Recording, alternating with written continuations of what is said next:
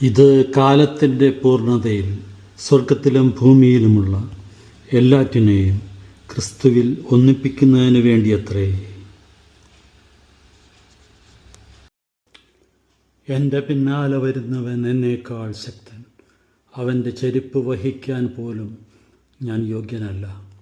അവൻ പരിശുദ്ധാത്മാവിനാലും അഗ്നിയാലും നിങ്ങളെ സ്നാനപ്പെടുത്തും.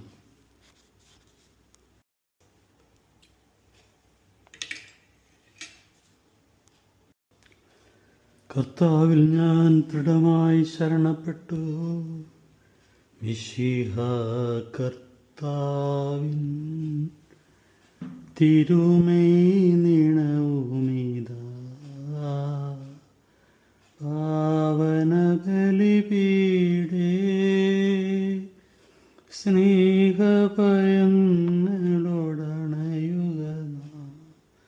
അഖിലരുമൊന്നായി സന്നിധിയിൽ വാനവനിരയോടു ചേർന്നീവം പാടാം. ദൈവം പരിശുദ്ധൻ, പരിശുദ്ധൻ, നിത്യം പരിശുദ്ധൻ.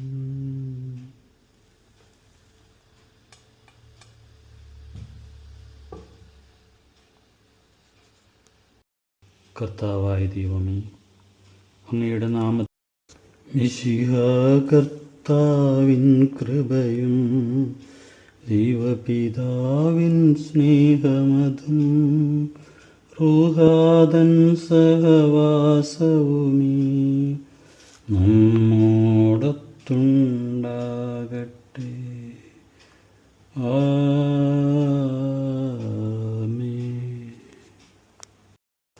കർത്താവായ ദൈവമേ, അങ്ങയുടെ പ്രിയപുത്രൻ ഞങ്ങളെ പഠിപ്പിച്ചതുപോലെ അവിടുത്തെ പീഡാനുഭവത്തിൻ്റെ സ്മരണ ഞങ്ങൾ ആചരിക്കുന്നു.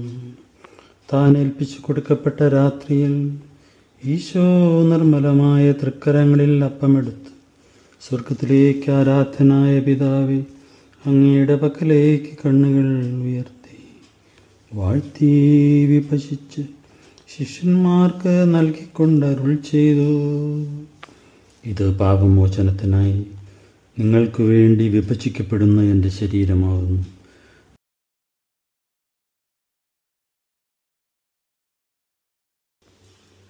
കർത്താവേ, നിന്റെ പരിശുദ്ധാത്മാവ് എഴുന്നള്ളി വരട്ടെ.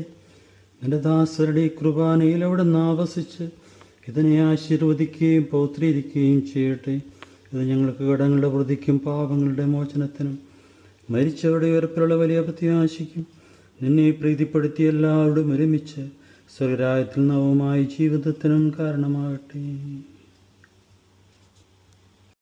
പ്രത്യുത പാപമോചനവും രക്ഷയും പ്രാപിക്കുകയും നിത്യം ജീവിക്കുകയും ചെയ്യും.